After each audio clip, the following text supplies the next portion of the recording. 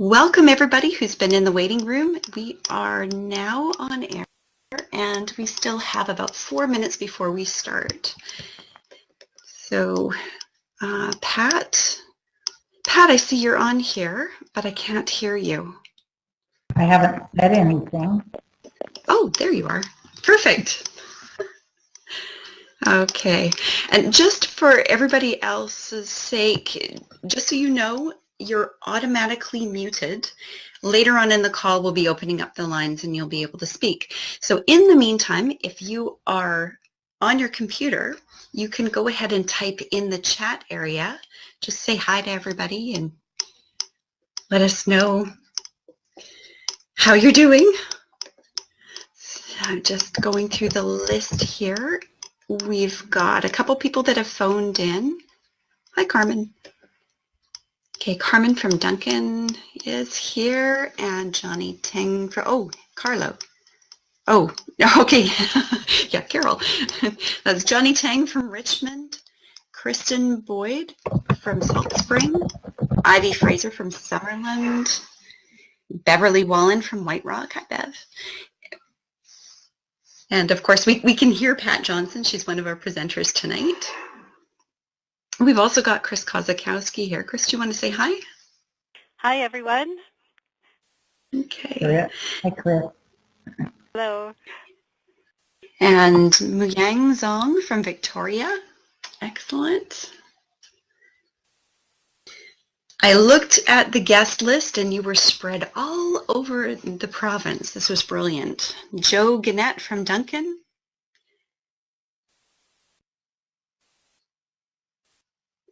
We've got so far 16 people online. Just so you know, 68 people signed up for this webinar. I'm not sure if they'll all be here tonight, but we are recording it, so they will definitely get the recording. You will also get the recording afterwards. You've turned it on, right? Yes, thank you for reminding me, Pat. It is on. Okay, and Christine Manley from Campbell River. Excellent. So we've got a good representation from the island.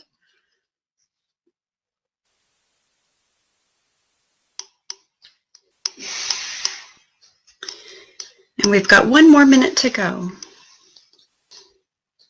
Teresa Cahill from Surrey. I hope I pronounced your last name correctly.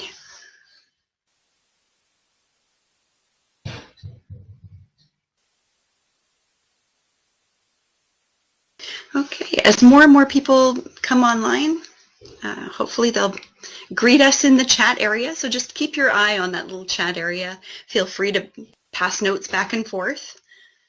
Sophia from Kelowna. Hello, Sophia. I won't try to pronounce your last name.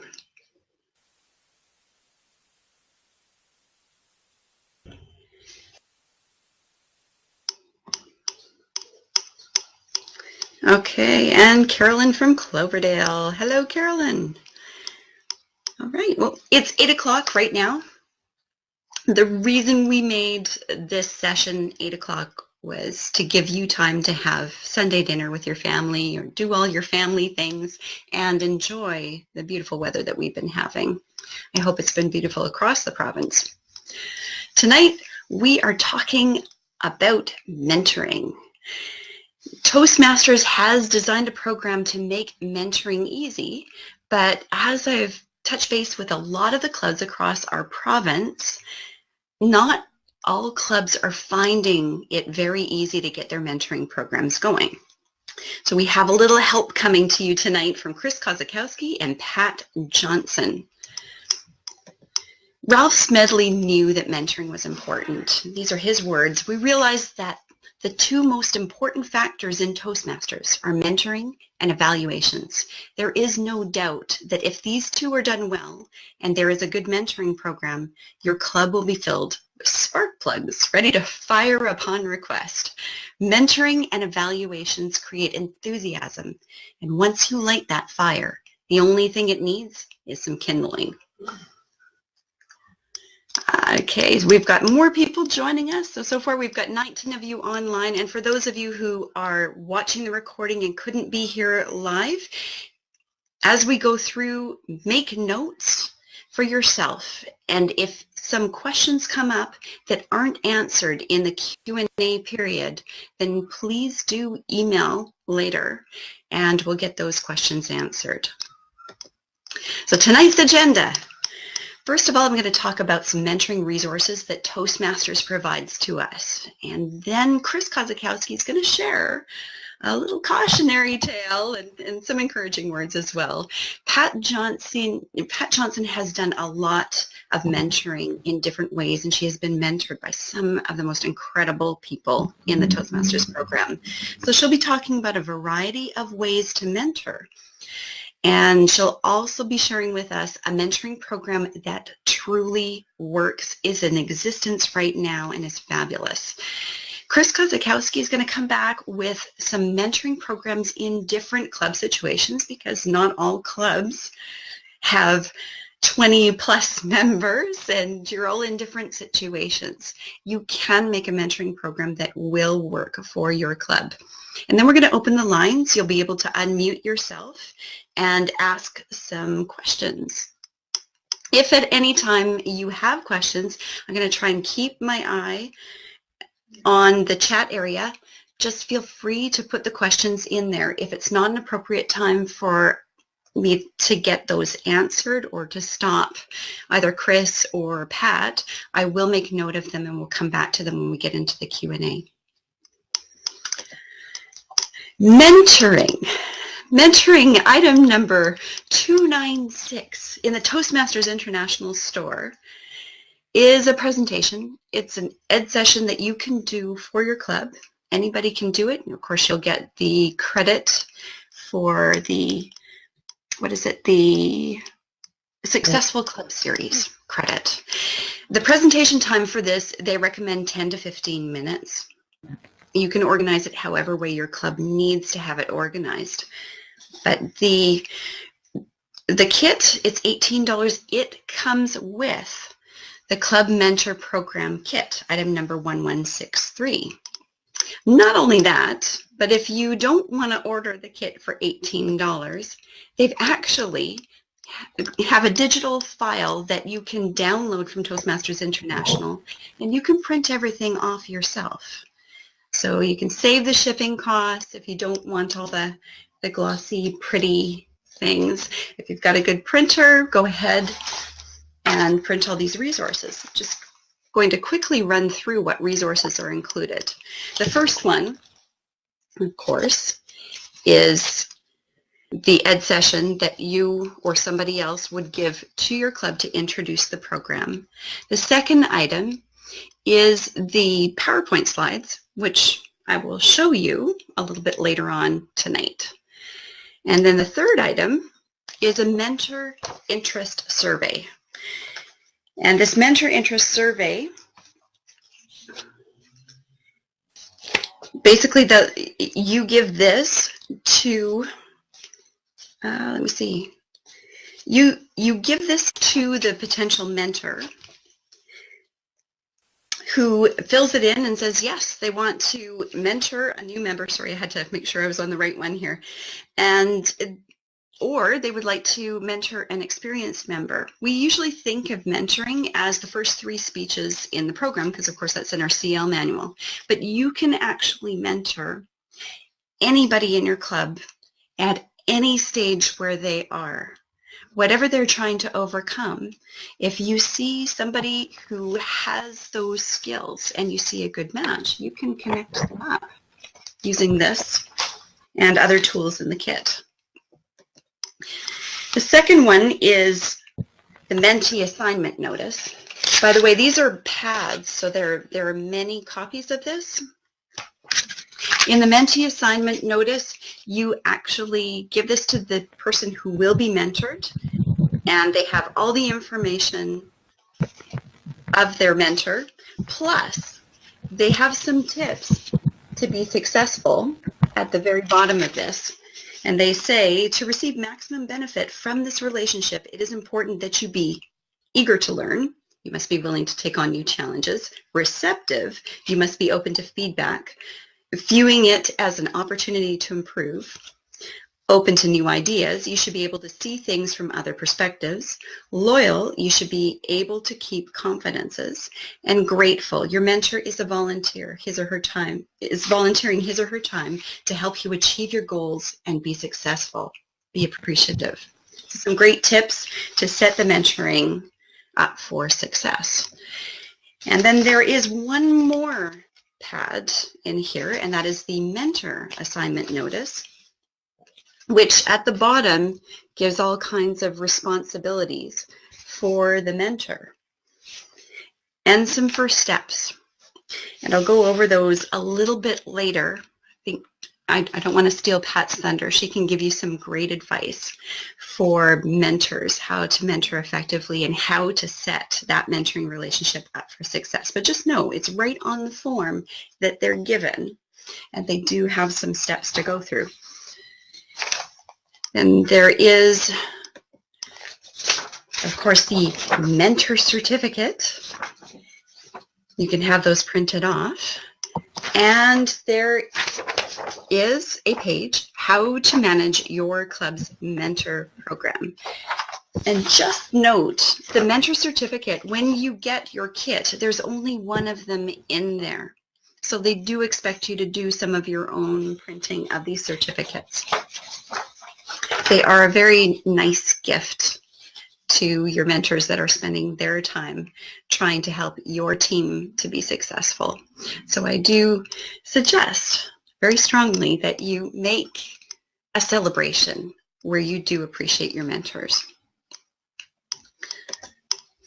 If you want to get really fancy, on the Toastmasters International site, there is a mentor pin.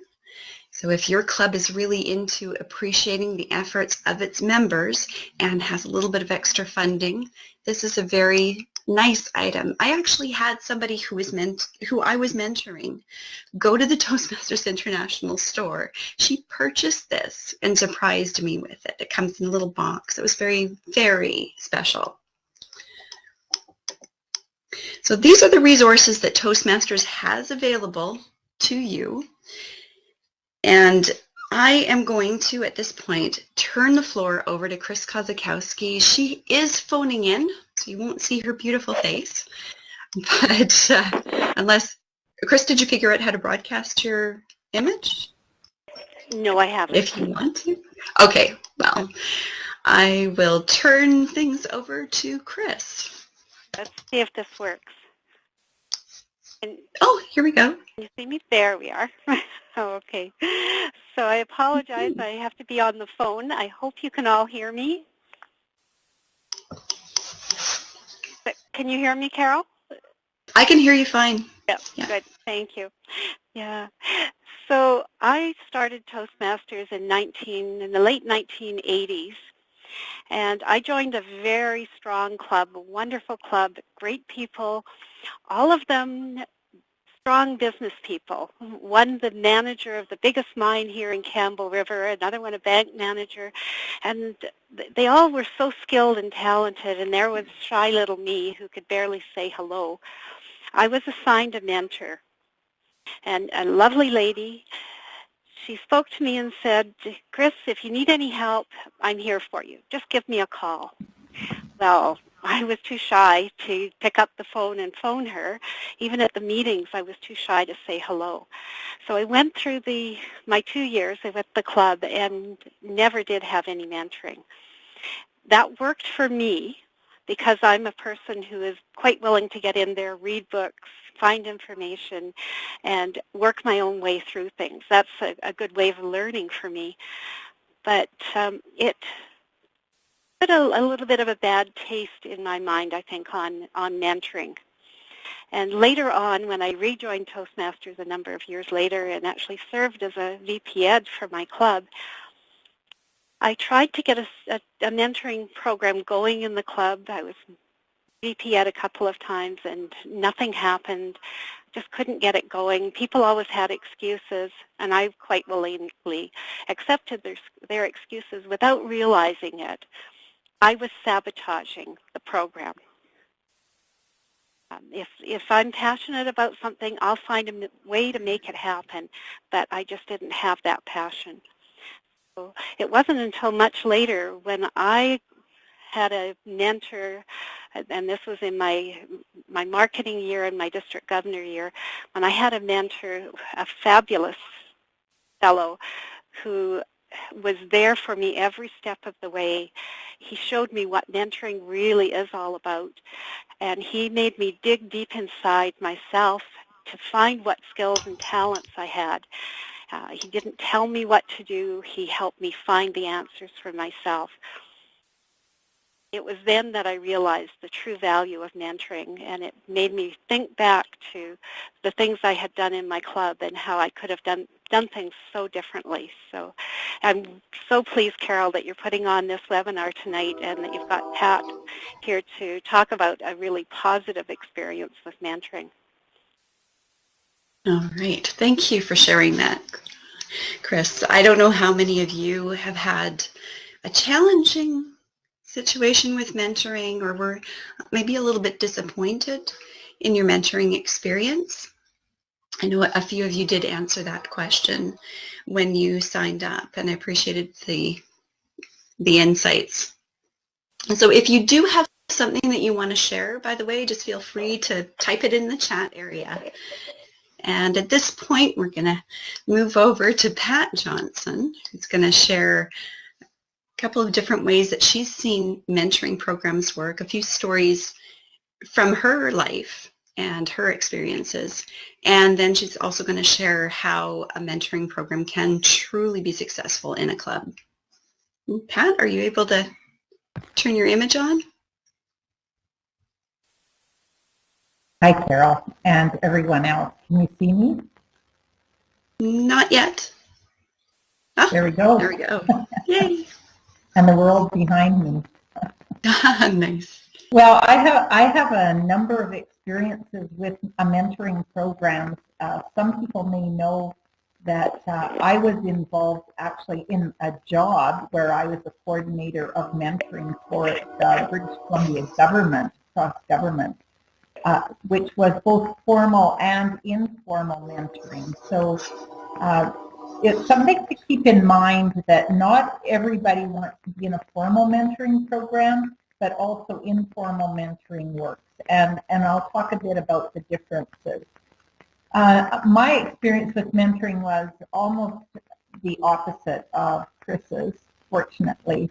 And because I arrived as a very shy, introverted person in my first club, I met Joseph LaRiviere, and I talk about him for a number of reasons, but Joseph was languishing in the Toastmasters club, and we were a booming club of about 8 or 10 members in our rural community, and Joseph had been in Toastmasters about 3 years and still hadn't completed his 15 speeches at that time for his CTM. And so I started, he challenged me, and I challenged him to a race to get our CTM first, and I won. But he really encouraged me. He saw a way of connecting with me that was really important. And so while we weren't formally hooked together as mentor and mentee, he was definitely my very first mentor. Because he saw how to inspire me and engage me in the program, and it was my competitive nature. My second mentoring partnership in Toastmasters came probably a year or two later, and it was much more of a formal role. I was area governor, and I had never seen an area governor, just read books because we didn't have them. We were very widespread out, 3-4 hours ride to the nearest club from where we were. And so I had a manual, but I had a past international president who was a member of our district who actually traveled the rural parts of the province, came to our club and offered to be my mentor as an area governor. And so I had this whole world open up to me. And it was amazing. What he taught me of how to look at the organization more strategically, to look beyond the club, to look for the strengths of people, on and on and on, and just gave me permission to share his stories and told me stories of his experience. And so that was very rich. And from there, I went and I got involved with the district team at a level where I was organizing district conferences. I wasn't on the district team, but I was hanging out with them because he basically said, if you want to do this job, then hang out with them. And it looks like you're on the team and you know what you're doing, and next thing you'll know, you'll be on the team. So that was fantastic learning, just hanging with people that were doing the roles and learning from them. My next mentor was somebody who saw me introduce a presenter at a district conference and actually came up to me and said, again, I was fairly young in the program, and said, someday you could be a district governor. And I didn't even know what a district governor was. But again, I was curious enough to go and find out what it was, and thought, oh my goodness, how could I ever be that? But the strength and the power of words, to give somebody something to live up to aspire to. And I always felt that when I was elected district governor of District 21, one of the first people I phoned was that man and said, I got elected. I'm a district governor. It was a long time after he said I would be one, but I got there. So it's very interesting. I think it's so dependent on people and their styles, etc. So both the first mentoring relationship with Joe and the third one I talked about were very informal. They weren't people that came along and said, I'll mentor you, I'm here for you, and it wasn't a daily or a weekly or a monthly connection. It was more sporadic. Joe was very informal as a peer in the club. Eric, my second mentor, was very much him checking in on me and making sure that I was doing, and me calling him and connecting on a regular basis, once a month or more frequently. And then the third person was sometimes only once a year we talked. So, but it was that influence and that power. So mentoring relationships can look like all kinds of relationships, being informal or more formal. Lots of us never know that we mentor people, and you'll have that experience, each one of you. Somebody will actually come up to you and say, you've helped me so much, or you mentored me, and you'll go, who are you? Or I didn't know that, or we haven't talked about that. But it happens because people watch us and then start to develop plans based on what we do. So I had a lot of experience. When I got into district leadership, there I went looking for a leadership mentor.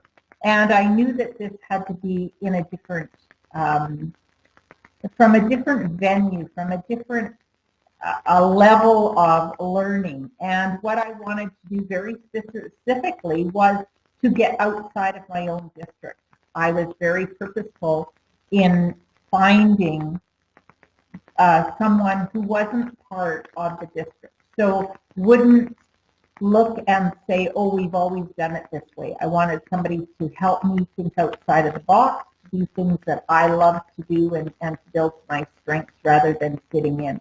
And so I actually approached somebody at an international convention and asked them to be my mentor, and they agreed to be.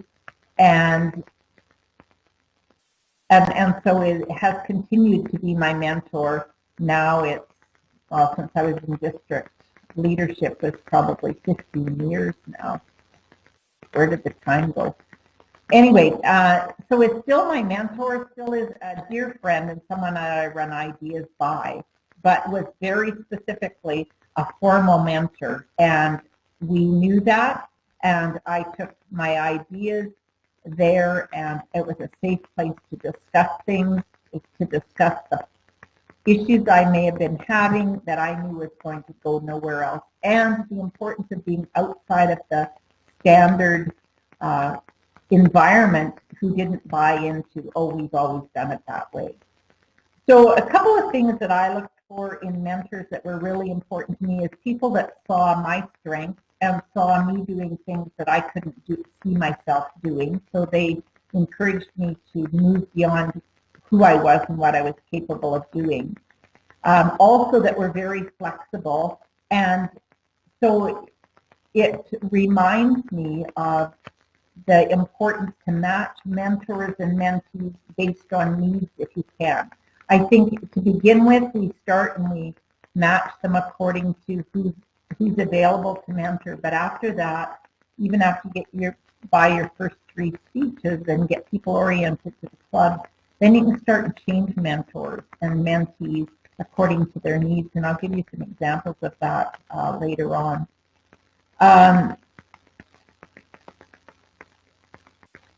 One of the things, and this is very much in a mentoring program in my opinion, and I think the materials support this, is it's very important that the mentee drives the relationship.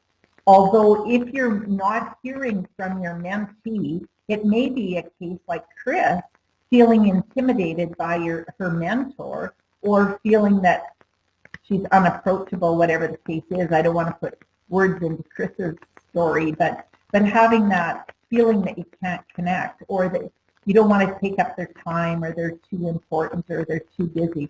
So it's really important for the mentor to reach back also, or reach over and say, let's have coffee, or let's connect, or send an email. I see that you're on the agenda in 2 weeks' time. Are you okay? Do you want to talk about the Toastmasters role? So make sure that it's a collegial relationship and have it go back and forth to the best of your abilities, and keep track of the people that you're mentoring and let them know that you're there for them.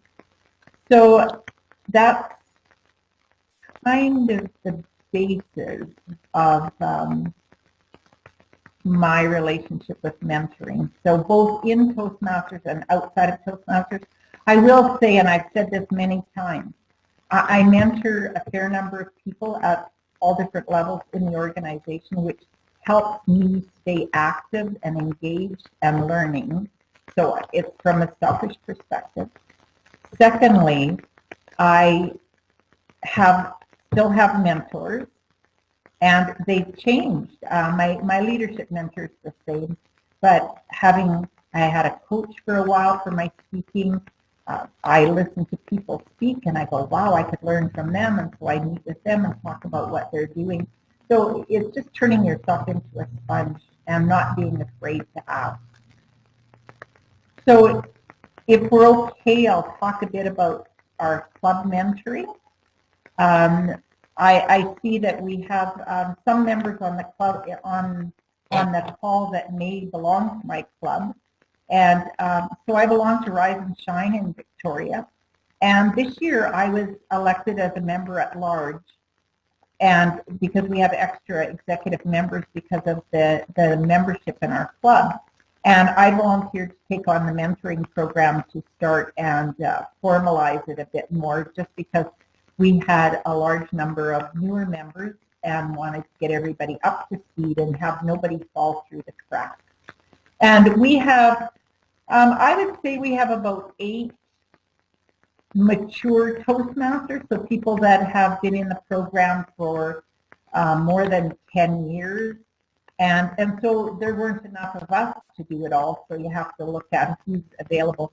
So I did use the survey, and I sent it out as to who wanted to mentor and be mentored, and we started with that, and I got all of that. I created a spreadsheet, and I documented everything for all the members, and then I started contacting people, and I did this one-on-one.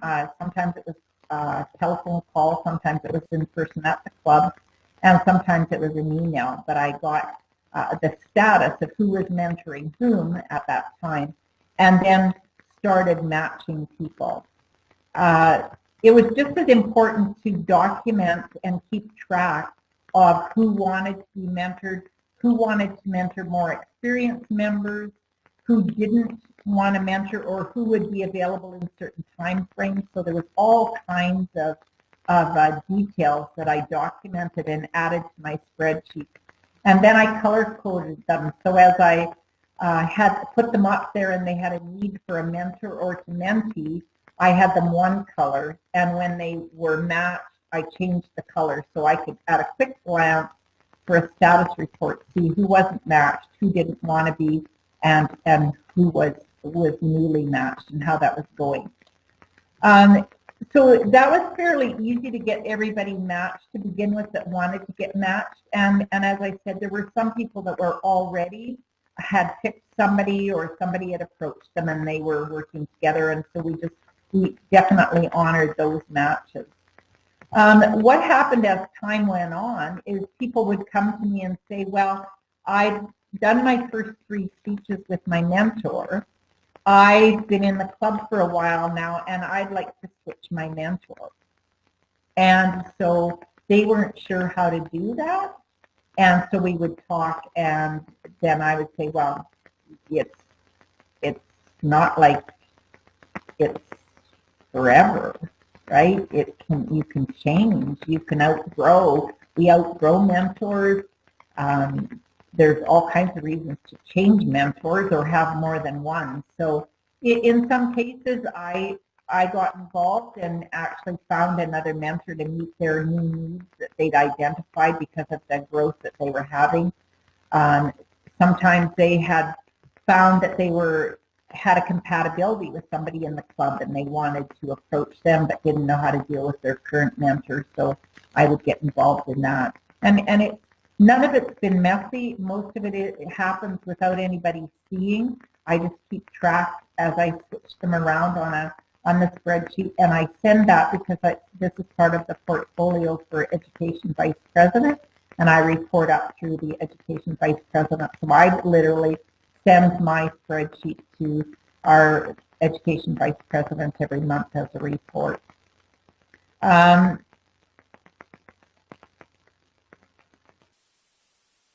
I'm just wondering if I need to do any more on that. Do you have any questions, Carol? Anything that you thought I would say that I haven't said? You covered quite a bit. It's kind of I was jotting notes, Natalie. Okay. Yeah, no, this is good. And I mean, talk a little bit about what needs to be covered when people first come into the program. What's really important for them to know?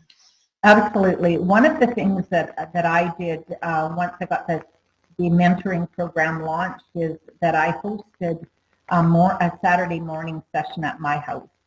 And it was a bit about the relationship building and how to build that relationship and who drives it and don't wait for one another, and having those kind of conversations, talking about what you could expect, what you need to bring to the table, and talking about time commitments. People have all kinds of questions. So what I did in that session was I invited mentees and mentors to my home and talked a bit about what we've just talked about, and then opened it up to questions.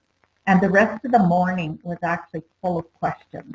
People had questions that it was amazing the number of questions people had in terms of, how much time, how many people should they mentor, could they have more than one, could they mentor more than one, how do they find the answers, on and on. So it was very, very interesting to have that session, and everybody got involved and discussed. Now, I would say about half of the people came out, but I was very happy with that because that half of the people can influence the rest. The other thing that's happened also is that there's been very special needs that have come up in the club. So, for example, somebody gets evaluation over and over again regarding their voice, Well, there may be somebody in your club who has special training on that. So you're meeting a very specific need with a very specific trained, skilled mentor. So that's something to be really aware of if you're coordinating mentoring in your club also, is to carefully match skills and needs, because it brings a great deal of satisfaction. And it's curious because I trained as a singer, and I'm currently mentoring somebody who sings, and we're having discussions about voice and inflection in voice and rhythm and rate, etc. of voice. And I've had to go back, and I actually went online and started Googling some old voice exercises that I did as a singer to try and help them find answers to flex their voice. So it's been a great learning experience for me, and always the bonus in a relationship is the friendships you build, because mentoring is about a relationship, and you don't have to like the person. It's like an online dating service. This is what I used to say in government. It's like blind dating. You set people up, and they come back and they go, "Oh, I don't like that person." And I go, well, more than liking them, do you respect what they do and what they have to offer? And that's what's really critical in a mentoring relationship, because you don't have to live with them. You don't have to hang with them forever. You need to get some information, and they support you. So you need respect. And if they're doing something that you like, then they're probably a good mentor for at least a short period of time.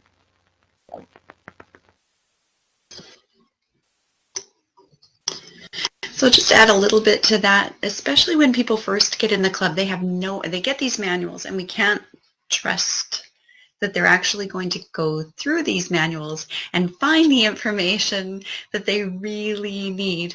Pat, you've gone dark. I'm going to turn my light on. Can't see you. Okay. So it's really important to never assume, to always ask lots of questions as a mentor.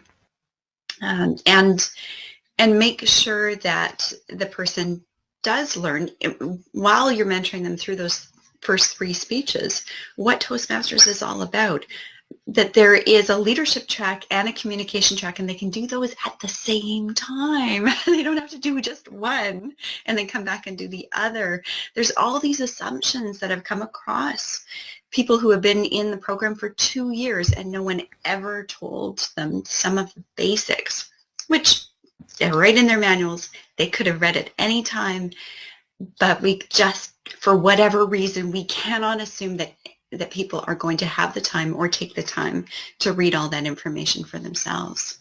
So just to orient them into the program, make them feel comfortable with everything that's going on, and to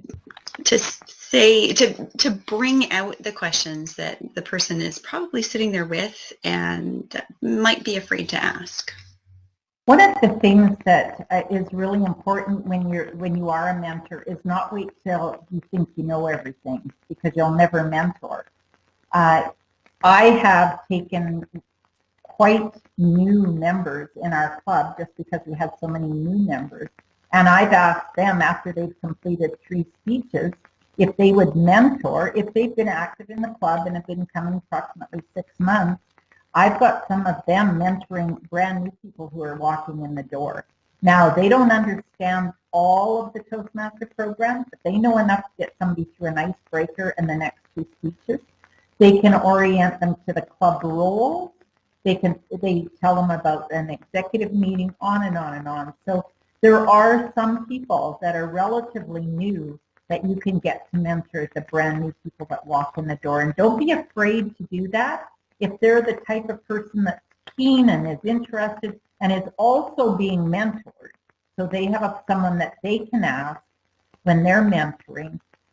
So for example, if somebody I'm mentoring is mentoring a brand new, I'll say to them, I'm setting you up to mentor this. Well, I ask them, will you mentor? And I say, I'm right here. You can call me in. I can help you in any way. So it can be a team effort in lots of cases. It's like passing the baton. Mentors and mentees have to be trained equally well, and most of that is to ask questions and look after the relationship. If we look at what I like to think of is in Susan Scott's book entitled Fierce Conversations, one of the main principles is that every conversation is a relationship. You know, the conversation is the relationship. And that's really important to remember in mentoring, that when you have that conversation, that is your relationship. And you don't need any special training. You just have to care about the other person and get involved and encourage them to approach you. If you're the mentor, say, you need to ask me the questions. I'm not a mind reader. I'll talk to you. I'll answer any questions. There's no foolish questions. I'm here for you. But I'm also not going to bug you, right? I'm going to check in, but I'm not going to bug you about, do you need me, or have you done this, or have you done that? So it really has to be that respectful relationship between two adults.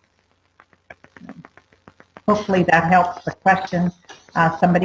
Dana had asked the question, how do you train the mentors? If you want more details, write another question. I've matched mentor and mentee where they are both agreeable to the relationship and nothing happens after that. Neither makes an effort to touch base with each other. Yeah. You know, some people have they don't want it. They don't want it to work. They don't want it. And for me, see, I keep track of the people I mentor. And if I don't hear from them after a while, I'll go for coffee with them after our meeting if there's somebody in my club. Or if they haven't been around for a while, I send them a note, ask them if everything's okay. So I just touch, you know, it's like reaching out, just giving up, like on Facebook, you'd poke somebody. But, you know, that's basically what I do, is just give them a little poke and make sure that they're okay. I also, as the coordinator in our club, I notice if, so for example, if person A is mentoring person B, and I'm not in that relationship, but I'm the coordinator, and I notice that person B isn't there, for several weeks, I may go over to their mentor and say, have you heard from so-and-so and why they're not here? So I check in, because I think mentoring, at least for me and my experience, has been the reason that I've stayed in Toastmasters. It's a great retention tool because you build relationships, you build caring, you build in learning formally and informally, and support through those. And I think that it's great fun when you sit down with those new members to work on their icebreakers and their first speeches. I love it. My icebreakers are going to get better. Oh, yeah. Well, to be honest, I was going to say, I guess the bottom line is you can match them up and empower them, but if they don't do it, they don't want it badly enough. And that's one thing to remember as a coach and as a mentor, that you can't want it more than they want it. So both parties have to want it. So you can't do their part for them. Right. Well, I think it's really important too to manage expectations, and to give them as a club representative, to give the mentors and the mentees some boundaries and permissions. So I was matched up with a mentee who expected me to come to her house and help her work on the perfect icebreaker speech, and I had to sit there and say, no, this is just to get you talking about yourself. It doesn't have to be the speech. It's not going to go on TED Talks. It's, you know, let's just get you talking, and don't wait till it's perfect. It's your words, and we want to hear your words, and we want to see how you show up. And it's not just me that's going to give you feedback. It's going to be other people in the club. So, and I think that's part of the challenge too as a mentor is to let that person evolve into their strengths and not to put our style or our expectations over them, is to support them in their their expectations and their goals, right? So really important. I have no desire to make a whole bunch of Pats, mini Pats out there. I want Chris to be Chris because she's perfect as Chris, and the same with Carol and Dana, etc. So as we go through, each person needs to find their own voice and their own way of evolving and developing, and we're the supporting role of that. And we just it's part of that exercise of watching and listening to people and finding their strengths and encouraging them. And again, that's what my mentors did to me, is saw something in me that I didn't see. And I find that it's just a natural place to start and support the people that you're mentoring, because they don't believe in themselves yet often. And yet I believe in them because I see how marvelous they are. So I tell them, but then I have to specifically tell them what they do really well so that they understand that this isn't just platitudes, that this is really important to listen to and validate. So. Right. I gathered a lot of questions. So maybe before we go into the Q&A, I can read out some of these questions that people took the time to submit. And Chris and Pat, maybe you can answer some of these. So let me just go through to some of the more specific ones. There are several very broad ones. Okay. How often should I contact a mentee?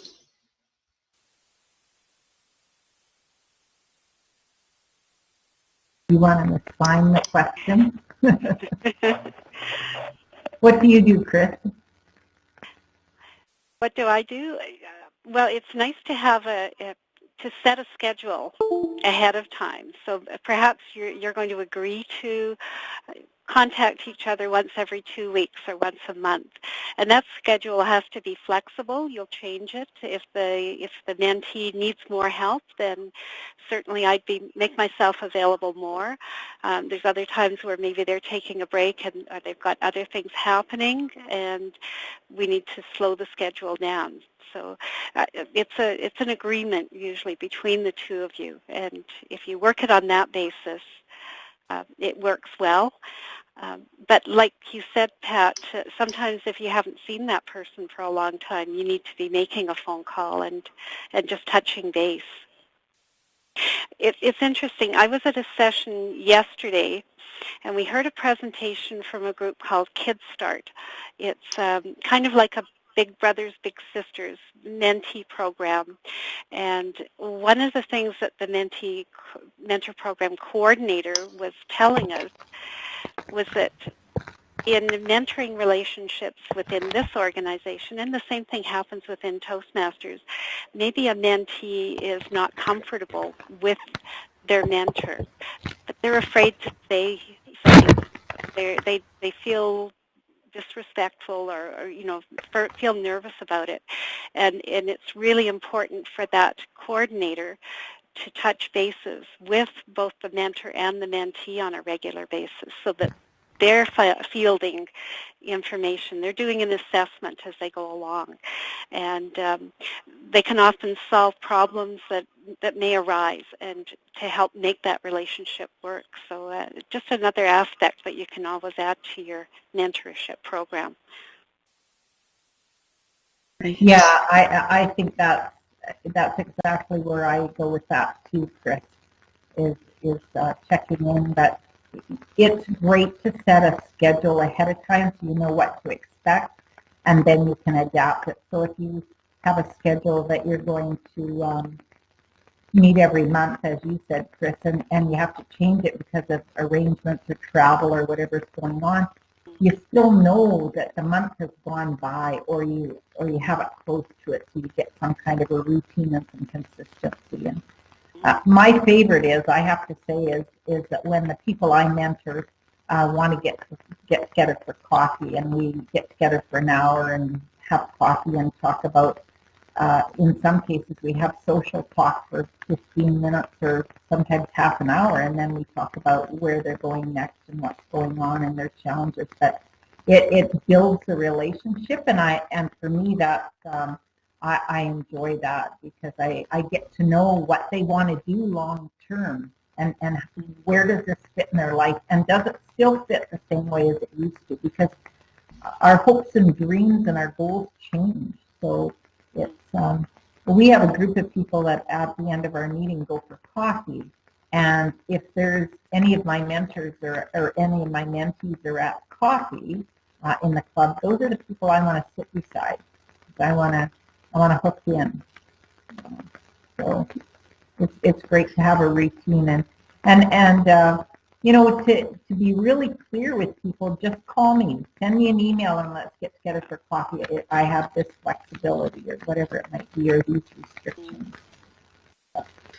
I think too the new member is more reliant on their mentor, and then as they go along, they get more confident and they don't need you as much, and that's a wonderful feeling, you know. Yeah. Yeah, especially when they do call you then when they do need you, and yeah, you realize that relationship is working. Yeah. Yeah, it's like taking baby chicks and getting them out of the nest, right? We don't want them to keep them dependent. We want to create the independence and enough knowledge that then they want to mentor someone else and pass that on, and that's the legacy you leave as a mentor when somebody's free to go and do on their own and take on mentoring themselves. So it's phenomenal. And you know, the reality is that so many people that come into our program are so well educated and so knowledgeable that they have so many skills.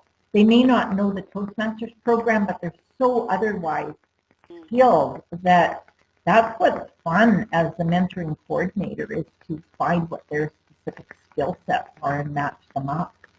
Yeah.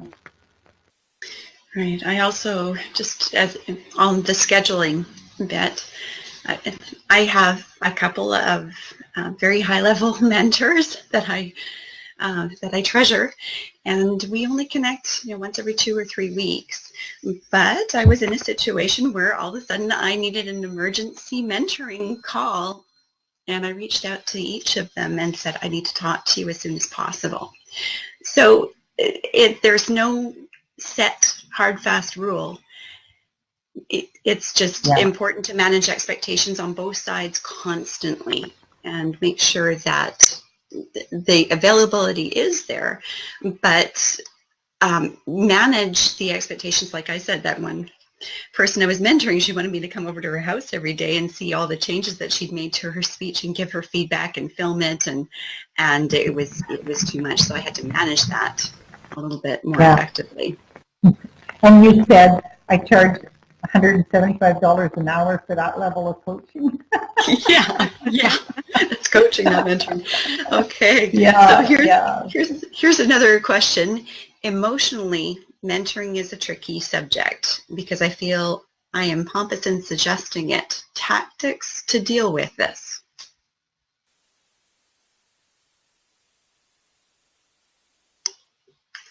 I guess for me, it's always my intention. So I have to be really clean on my intention. And I, as the coordinator in the club, approach everyone. So I go up to a new member, and I know that when they get signed up and they pay their dues, that their name gets sent to me from our treasurer, and I put them on the list.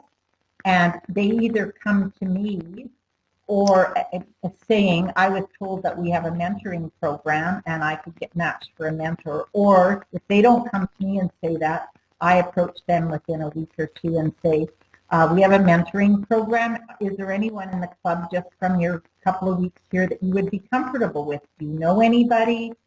Is there anybody that you would like to emulate for the first while, or have somebody that you would be comfortable supporting you? And then I go from there. Often they ask for, there's a few people in our club who stand out, and people will often ask for them, and then it's, well, that person's not taking any more mentees. Is there someone else that I can help you with? Or do you want to approach somebody? And I find some of the new members are quite assertive, and they go and ask somebody to mentor them before I even get to them.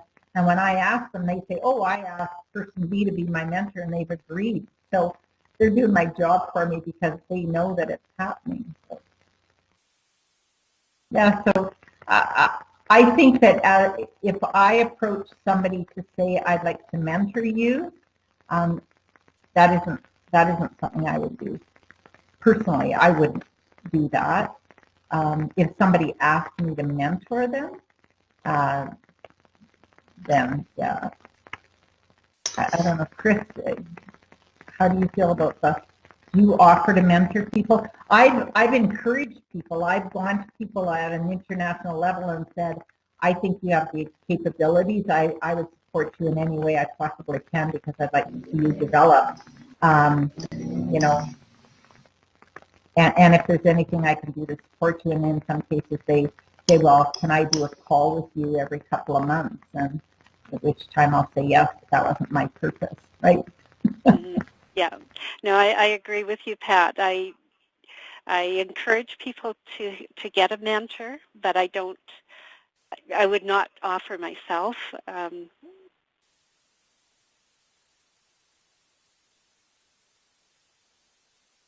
I think you made a really good point, though, that we really have to take a look at and match people carefully, and I think that's what happened in my situation. It wasn't a good match.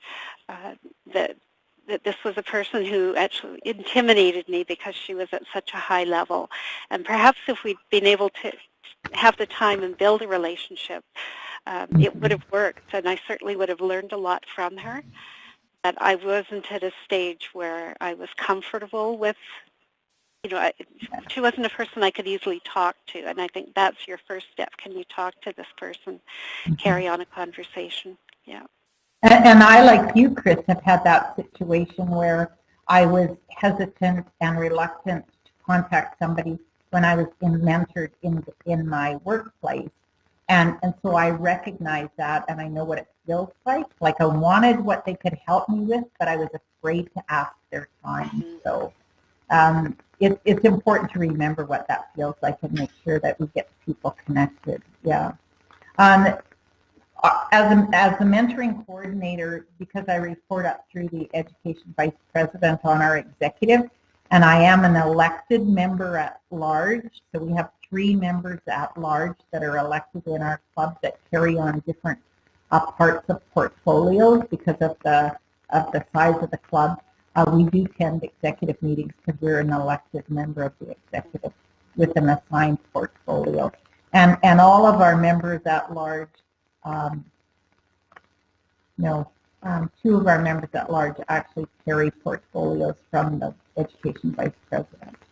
We have between 40 and 45 members in our club, so it's it's a bit to manage. Nice to have. It's a good problem to have, but we work hard to get it also. Yeah.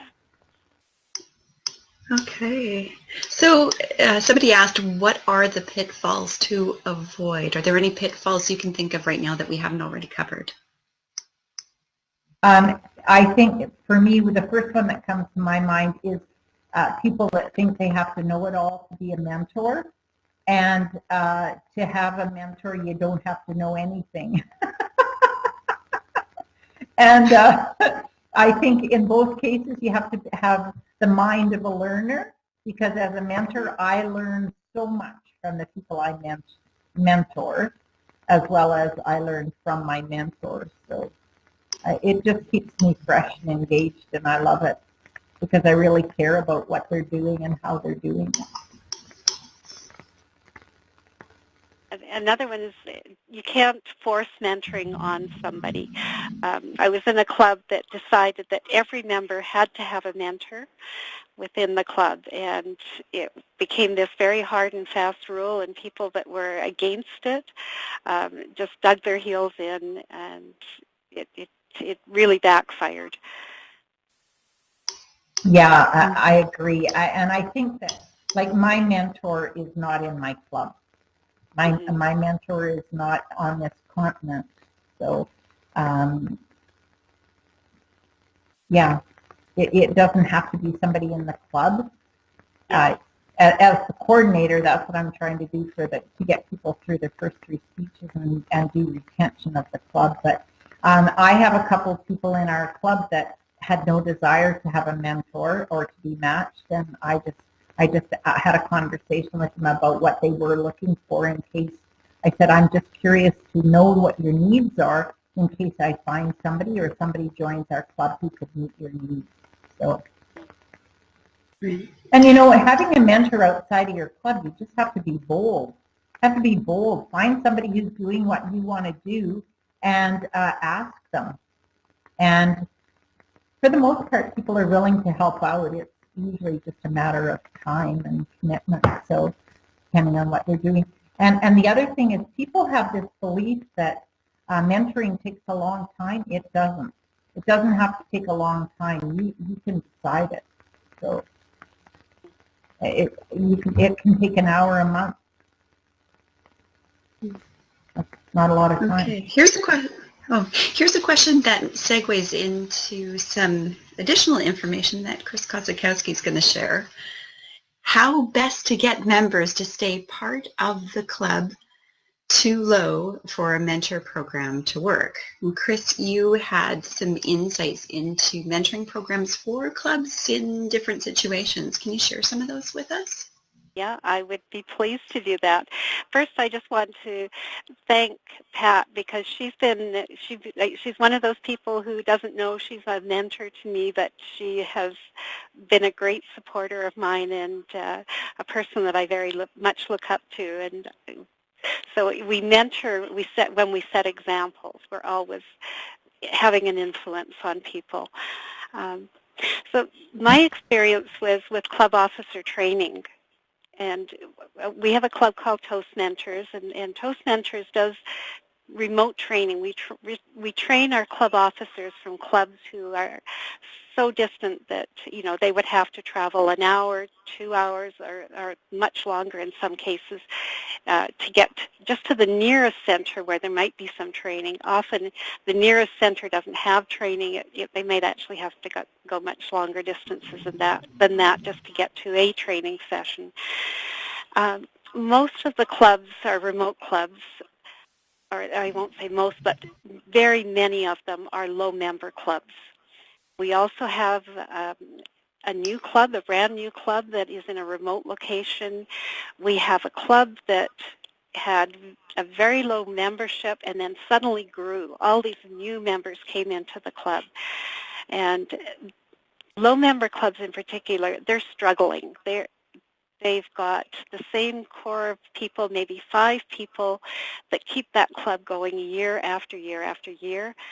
Some new people come in, they leave very quickly, and so during our VP Ed training, we talked a lot about membership building and how the role of the VP Ed supports membership building within your club. It's a critical role, and the mentoring program is key to retention and key to success.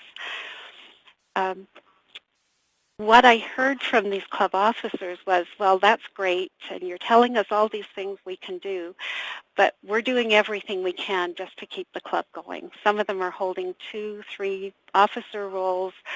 They're doing everything, and how can they put together a mentoring program with the few people they've got and the situation they're in?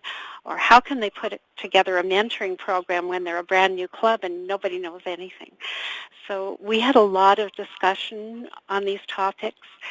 We had 3 trainers in our VP Ed sessions, myself, a Toastmaster from the Nanaimo area, and we had Carrie Deschamps, and Carrie is the Program Quality Director from District 96.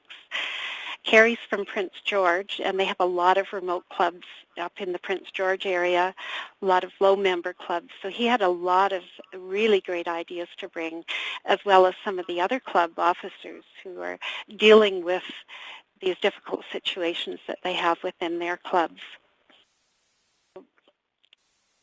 The first thing that they say is, well, I don't have time, and that's, Pat just said, it doesn't take a lot of time, But as I said, you know, when I've already got all these other things on my back, even a few minutes extra is a lot for me.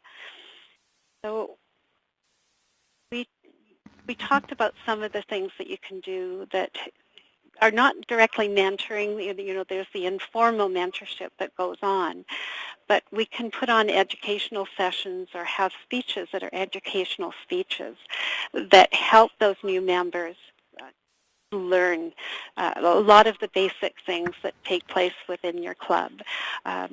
We can have little mini sessions, just a 2-minute session or a 5-minute session within your club meeting where you give tips on maybe a club culture or lectern etiquette, or, you know, just all kinds of little topics that you can get information across to your members. And of course, we encourage the clubs to do things like going out for coffee after their meeting, things that give you that extra little bit of time to get together and really build relationships. One of the really great suggestions that Carrie had, and it's something that they do a lot in the Prince George area, is if you've got a few extra minutes during your meeting, take that 10, 15 minutes and set up a mini mentoring session. So they just have everybody in the club pair up, and they talk about what's their next speech going to be.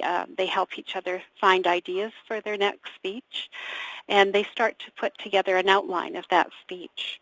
And while this is going on, the VP Ed or somebody else in the club is observing what's happening. So they're looking for good mentoring relationships that are already building.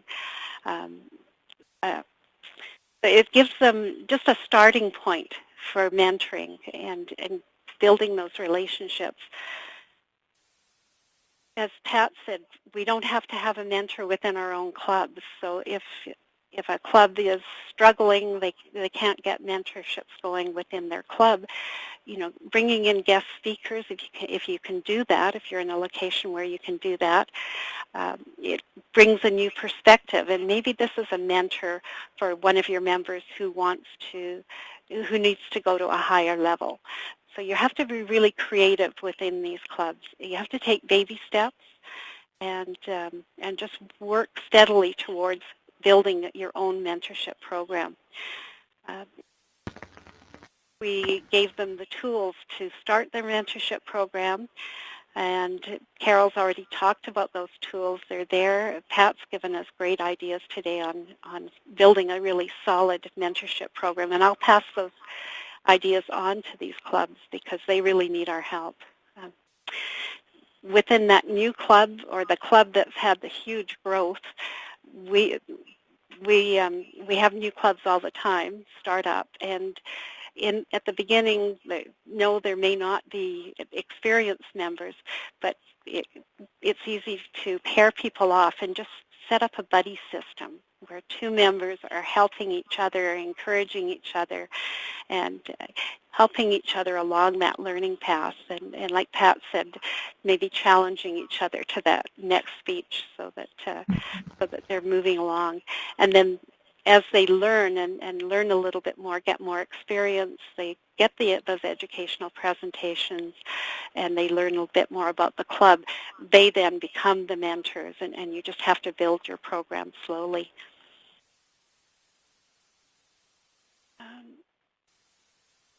And does anyone out there have other ideas on how you could build mentorship within your club without, in a situation where you can't have that formal, you're not ready to have that formal mentoring program? Well, I will add that I think I love the idea of having the education moment built into your agenda, and then just set a certain amount of time, you know, a few months or something for those sessions to be covering mentoring. And because we have an ed session in our agenda, it's dealing with the Toastmasters program, but that's a great way to cover mentoring for a lot of new people at the same time, and to get it launched and get people knowing about it. So thanks for that idea, Chris. I'm just involved with a brand new club that just chartered last week. So it's I'm thinking, I'm also looking at your comments going, okay, how do we get mentoring going? Yes. Yeah, good. Thanks for the And you're in scratching the Victoria brain. where, yeah, you're in Victoria where you can get some people to come in and help that club. But with remote clubs, they've got nobody, right? Yeah. Yeah. Well, fortunately, with Skype and all the Yeah. access we have nowadays, we have more connection than we Yeah. had years ago. But you know, it's still hard when you get a corporate club. Who comes into a corporate club and supports them? So we've got 25 new people sitting there looking at 2 people going, teach me all I need to know. And they're already very skilled people. Yes. Yeah. Good problem to have. Yeah. Yeah. We also encouraged leadership mentors. So if you're your club VP education and maybe you've been the VP ed year after year, reach out to another club or reach out to one of us or somebody else within the district. We're all willing to help out wherever we can. So it doesn't have to be, like you say, it doesn't have to be somebody within your club. And you can have more than one mentor, so mentors for different parts of the program. Yeah. What I think also what your comment just now reminded me about these club officers is about halfway through the year to start identifying possible successors. So do succession planning and get mentoring them if they're interested in being in a VP ed. Get them to shadow you and start to find out what it's like, so they're committed when it comes time to do club elections. Or same as area governor. I mean, when we used to have, we may still have assistant area directors. That's a form of mentoring. You're giving them a sense of having a look to see if this is what they want to do, and it's brilliant. And sometimes they just want to follow you around or look over your shoulder while you're doing your job, and it doesn't take a lot of extra effort to build a leader. But you have to find somebody that is, when you're looking for a leadership mentor, my suggestion is to find somebody who has already done what you want to do, so that you get the inside scoops from them, and it cuts you through all the maze, and they just take you through the back door, and they say, here's how it happens, and it saves you a lot of mileage if you've got somebody who has already done it. So it's important to be strategic in choosing your mentors, and if you don't get along, go find another one. Fire yourself. Yep. Don't fire them, but notify them that they're off the hook. Now, one thing I did try to get going last year, it just didn't catch on, was that find a Padawan idea, where advanced clubs would actually go into other clubs and reach out to them and say, hey, I'll mentor you through your next 3 speeches. So that puts a time limit on the mentoring process. It gives people an opportunity to get the help that they're really looking for. They have the opportunity to say yes or no to that. And also, some Toastmasters that have been in the program for a while don't realize that they can actually continue to be mentored, that it's not just the 3 speeches that are important, it's their entire Toastmasters journey. So I think that getting that awareness out is, I got to do some work on that and really make it known. And it's very challenging, Carol, if you're looking at taking the membership of a club, because although 7/8 of the members in my club are matched and mentored, there's still people there that have no desire to mentor or be mentored. And that's their prerogative, because it turns out to be one of those where they say, yeah, and then never meet, right? So lip service is a waste of time.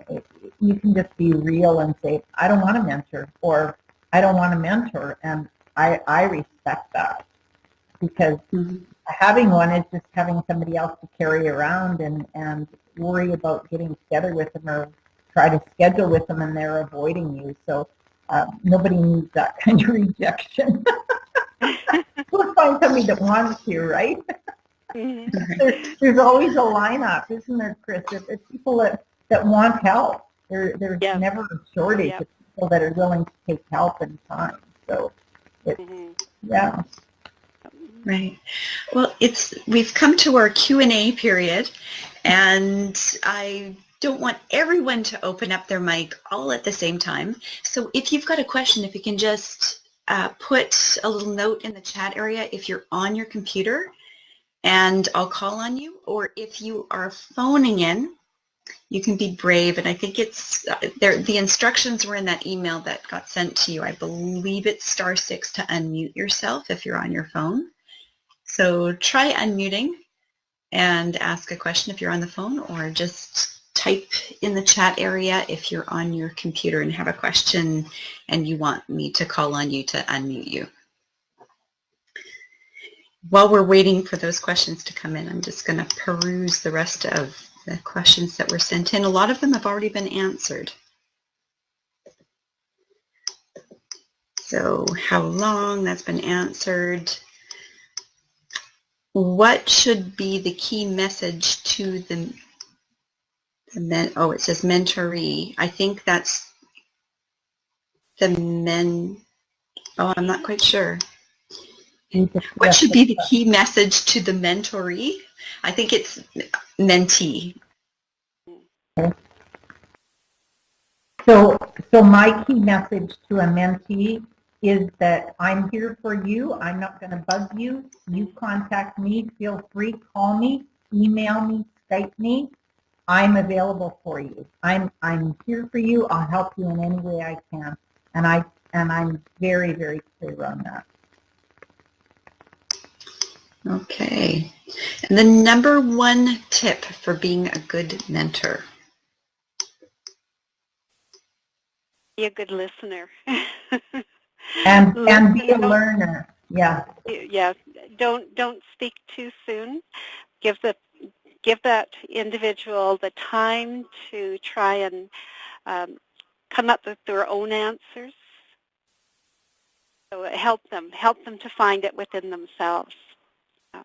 Yeah, I think that's brilliant. Is to be able to hold back long enough so that to help them find their own answers. Yeah. Right. And you know, as I said, just also is to be the learner, because you learn so much when you mentor. Yeah. Carmen typed in a question: is it up to the individual clubs to determine if mentoring info is in the welcome package for new members?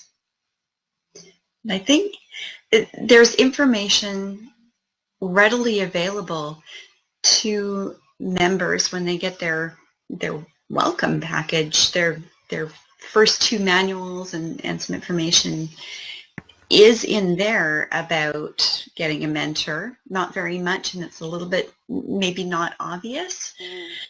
So if the club VP of Ed, or maybe it's your membership person, just says to the new person joining, we can set you up with a mentor if you would like. It doesn't necessarily have to be typed information or official information that's in the package, but I think that it is really important for the club to let them know that mentoring is an important part of the program, and give them the choice, give them the option. So we have a couple of things that happen at our club, some of them formally and some of them informally. So a new member if a guest comes in, we have a member package that we give to every guest that comes in, and we invite them right then to consider joining our club at the end of the meeting. We don't have a trial period where they have to come back and show that they're serious. They showed up, so we assume they're serious. So we give them a new member package. In there's the application and a bunch of information on Toastmasters, as well as about mentoring.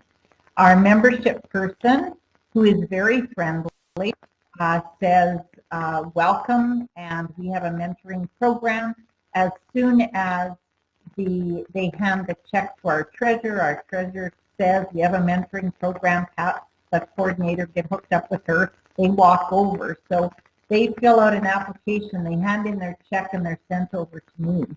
And the minute that our treasurer then on the inside pays for the membership and we get the confirmation from World Headquarters, our treasurer forwards that notification to all the executive members saying, here's our new member for whatever you might need to hook them into. So they go to the scheduler, they go to me for mentoring, etc. So we just have a bunch of things that happen. And I'm looking at guests when they walk in, and I go over, if I'm not tied up with something else in the meeting, I go over and say, I'm a mentoring coordinator. If you join our club, we have a mentoring program, and I invite you to come and talk to me so we can look into making that happen for you. And, have a look around, see who you're interested in maybe having as a mentor. So, we have a lot of people. Lance Miller said a couple of months ago when he was in District 21, he said, every member of the club needs to own the club. And that's what we're working towards, is having 45 people own our club.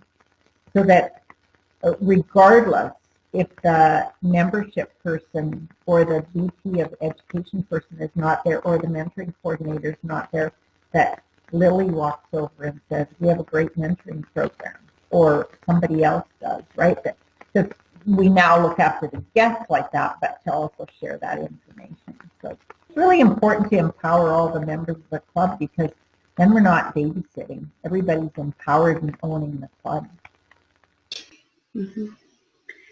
So it's kind of been touched on already, but specifically, how would you provide guidance to a new member that declines any assistance?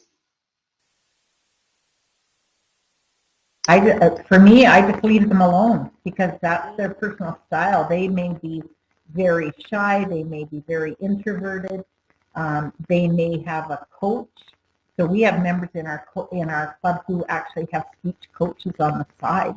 And if they don't want to mentor, then I just leave them. I just say, if you change your mind, let me know, we're here.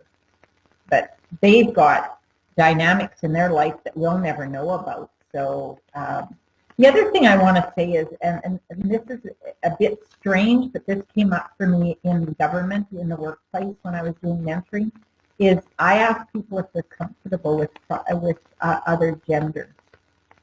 Because I had a situation where a woman had difficulty with a jealous partner and couldn't meet with their mentor, and actually finally came to me as a coordinator and said, this doesn't work. I have to have somebody of the same gender. So I was surprised it hadn't entered my radar, but it stayed on it since then. So I just make sure people are comfortable, because it's coffee, sometimes it's after work, it can be after the meeting if you meet at night, I don't know. So just being sensitive to people's comfort. I don't push it, because there's no sense pushing it. If they don't want it, they might change later on. And our people come with so much education and so many skills that they might just go, I'm a full-time student in university, the last thing I need is a mentor bugging me. I do my homework. Yeah. And hope Chris, did you have anything to add? Yeah. Sorry, I was going to say, hope that they see a positive and really fruitful mentorship relationship, and learn from that mentoring has a place, and it is valuable, but you can't push it on. You just cannot push it on anyone. Yeah. Mm-hmm. It's what happened once was that there was a person that didn't want a mentor, but they started coming for coffee after the meetings, and they always had questions for the people around the coffee table, and that was their informal way of getting mentoring. Yes. They wanted to talk to a whole group of people. They didn't want one person. They may have had a bad experience. They may have been like Chris Kozakowski going, I don't want that, and then have a different experience through the club or by meeting people for coffee and having that relationship. Because, again, it's just a relationship.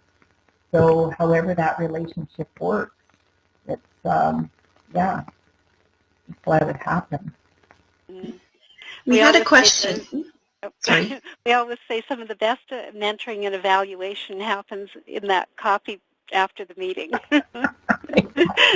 Yeah. We had a question, what is mentoring? And just to let you know, on the very first page and the very first slide of this mentoring program that Toastmasters International has for you, it does answer that question. And what I will do after this call, when the recording comes in, I'll send you the recording and it will send you the link to the Toastmasters International store on that, to the actual mentoring section. And on that link, you scroll all the way to the bottom of the page and you click on the digital file and it will download all of the digital information. So you can look at this right now. You don't have to order it and wait. So, but I will answer that question really quickly, that a mentor takes a personal interest in and helps an inexperienced person, which is the mentee, serves as a role model, coach, and confidant, offers knowledge, insight, perspective, and wisdom useful to the mentee, and helps someone become successful and learn new skills themselves. So that's it in a nutshell. It's right in this ed session that you can deliver for your club. Yeah, I think it's really important to remember you're not the teacher and you're not necessarily the coach, but you can help people find their own answers. You're there because you've done it or you've been there a bit longer than they have and you have some knowledge that you're sharing. So anybody can do it. If you care for human beings, you can be a good mentor. Right. Now here's a good one. How can I get a good mentor who will stick around? So I'm not sure what the backstory is on that. I want to hear the backstory. How many mentors have you knocked off? Worn out. I don't know. And the member that submitted that question is actually on the call, so if you want to be brave and hop on the line and elaborate. You know, I think again it's being very clear on what you want and have some deliverables, because sometimes when we mentor, you know, there's a certain period of time we're willing to work with somebody, and then if we've got some deliverables, we can have a specific task. If it's all over the place and it's random, it's very difficult to mentor and see progress and encourage that person. And sometimes it's just perhaps not a good match, or that the skills aren't a good match. So also recognize that you outgrow mentors. So perhaps you need a mentor who is where, or has been where you want to go. Maybe you're picking a mentor that's not high enough level to keep feeling that they can contribute and help you. Or perhaps you're not being careful enough in your style of communication. Maybe you're not clear enough, and maybe you have to have that conversation with them. Have that real authentic conversation with them about what are they willing to bring, what do you want, and can they meet that, and how will you go about it, and build a plan for 6 months and see if that works. But, you know, it's identifying why they're disappearing on you. I'm assuming they're disappearing, but what's happening to them. Sometimes it can be frustrated if there's no goal achievement, right? So everybody wants to have some sense of accomplishment and be able to feel good that we're making progress. Mentoring is it's a finite relationship, you know, and sometimes we find a wonderful relationship like Pat has, where you've got that same mentor for many, many years, but typically within the club, you're ready to move on after a while. You know, like you as that new member, you're very reliant on somebody, but as you move on yourself, you're less and less reliant, or maybe you want somebody with a different set of skills. So, and mentors, I think some are much more comfortable mentoring the new member, where others are more comfortable mentoring a more advanced member. And let's be clear, my leadership mentors tried to get rid of me for years.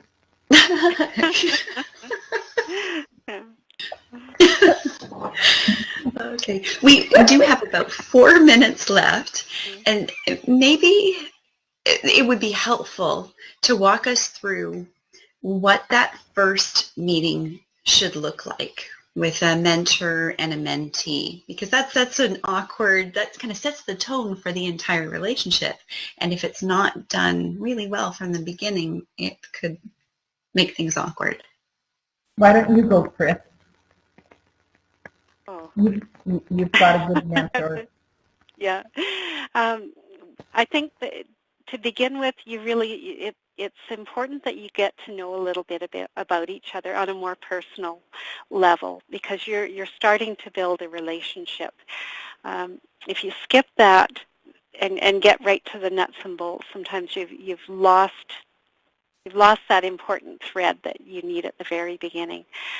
And then get into your conversation about what do you want out of this relationship, so that you're setting, and it's starting to set the parameters of that relationship. And then move on to goals, and yeah. Mm-hmm. One of the things I do in the club when I meet with a brand new mentee is I ask them why they joined Toastmasters. So that's my opening question to them. So I want to know about them and what their purpose in being there, and then we can drill down, like, how does this fit into your life, and what kind of time have you got, and what are your goals? And so looking for their goals so you can support them with that, and looking at also time, and it's important to know the context. Like, are they full-time university students, or do they have a 1-year-old at home, or all those kinds of things, or a single parent, or many things that really help to understand the relationship, so that you feel comfortable connecting with one another.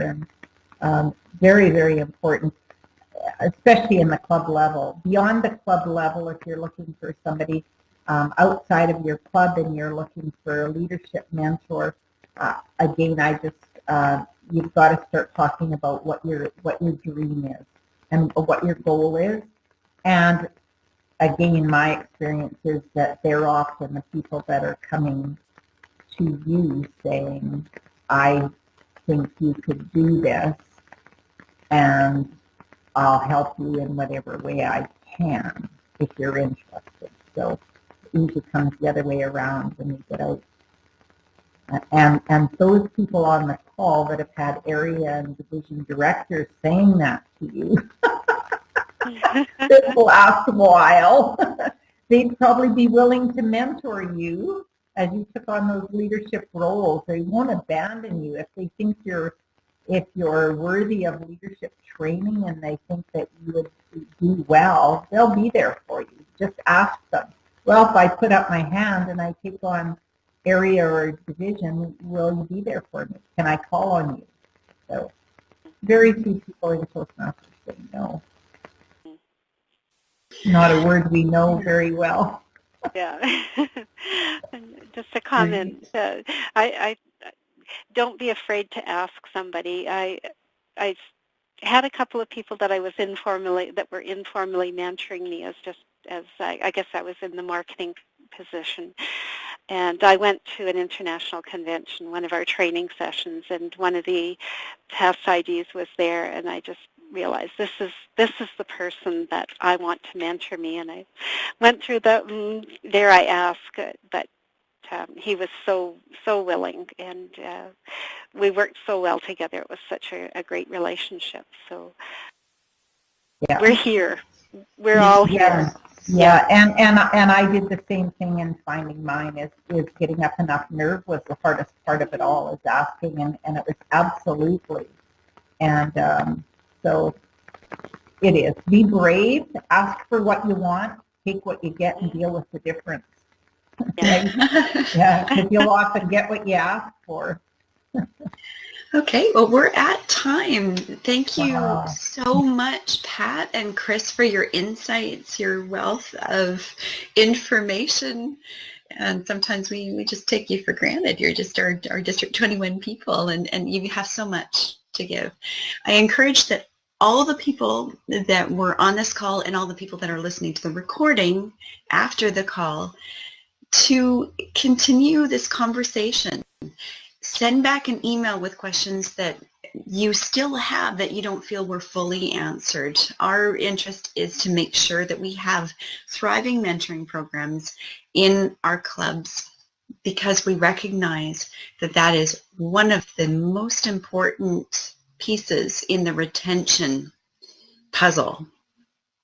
So I will send you an email with the recording with the link to all of the mentoring information that Toastmasters has to offer that you can download the PDF for.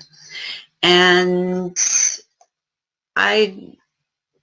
if you don't have a mentor, reach out for what you want. Connect with somebody and ask them. And if you're not mentoring somebody and you wish to, then start noticing the people that you feel that you could contribute something to and ask them if that's what they're looking for. Absolutely. All right. Thank you so to see much. You, Chris. Yep. Thanks, Carol. Good night, everyone. Yeah. All right. Good night. Bye. Bye. Bye, Letty. Bye, John. Bye, Dana. Bye, Kristen. Bye, Ivy. Thanks. Okay, I'm going to end this call. Thanks. Take care. Bye-bye.